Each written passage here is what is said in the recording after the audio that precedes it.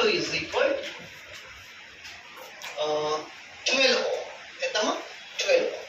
Then R is equal to how much? Resultant resistance is equal to how much? ఎప్పుడు parallel గా చెప్పండి. Substitute చేయండి. R is equal to sir. R is equal R1 R2 by R1 plus R2. Substitute చేయండి. ఏమొస్తుంది? 8 into 12 కదా, 8 into 12 by 8 plus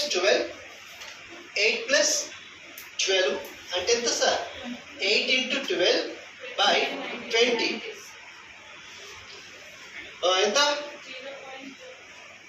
6 ఎంతమ్మా? 2 6 2 10.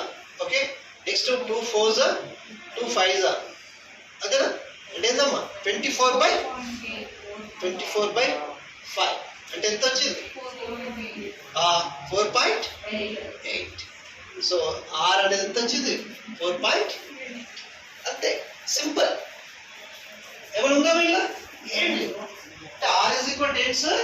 R1 R2 by R1 into R2 by R1 plus R2 గుర్తుంటే మీకు resultant resistance when resistors are arranged in parallel అనేది.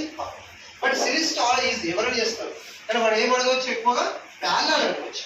But parallel అడిగినప్పుడు మాత్రం ఈ ఫార్ములా గుర్తుపెట్టుకోవాలి. లేదు మీకు గుర్తు లేకపోతే 1/R1 plus 1/R2 తీసుకొని డైరెక్ట్ సబ్స్టిట్యూట్ చేసినా కూడా వస్తుందమ్మా. 1/R1 అంటే 1/8 plus 1/12 అలా తీసుకొని కూడా మీరు ఏం చేయొచ్చు?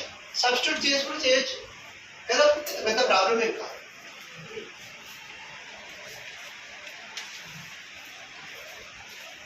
ఓకే, సో ఇది సింపుల్ గా గుర్తుపెట్టుకోవాలి.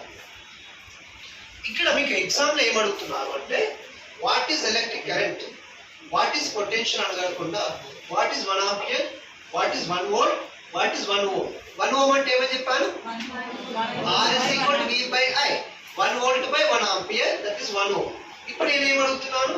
వాట్ ఈస్ 1 ఆంపియర్ బాబు, వాట్ ఈస్ 1 ఆంపియర్ అడుగుతున్నాను అంటే ఇప్పుడు ఏం చేయాలి? మనం ఏం చేయాలి? Formula I is equal to Q by T అంటే ఏంటి సార్? అమ్మేది అయిపోయిందా బాబులు?